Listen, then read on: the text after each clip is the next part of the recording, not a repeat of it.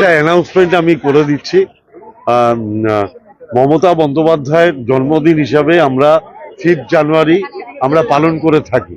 5 জানুয়ারি অভিষেক বন্দ্যোপাধ্যায় দেখানো পথে এই ব্যারাকপুরে সেবাশ্রয় চালু হবে, হালিশহর থেকে শুরু 5 জানুয়ারি।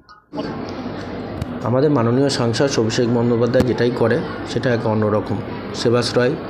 আগের বার প্রায় 12.5 লক্ষ লোক প্রায় এই ক্যাম্পে এসেছিল।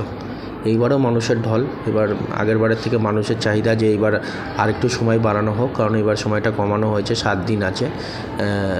তো তার জন্য সবাই বলছে আরেকটু বাড়ালে ভালো হয়।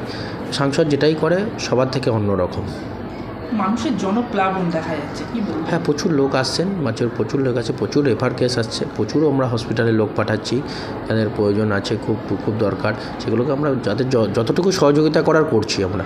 ক্যান্সারের রোগেরও এখানে পরিষেবা পাওয়া যাচ্ছে। দেখুন, আমরা বেসিক্যালি ক্যান্সারের জন্য আছে, ক্যান্সারের ডাক্তারবাবুরা আসছেন, এছাড়াও সব রকমই ডাক্তার এখানে আছেন।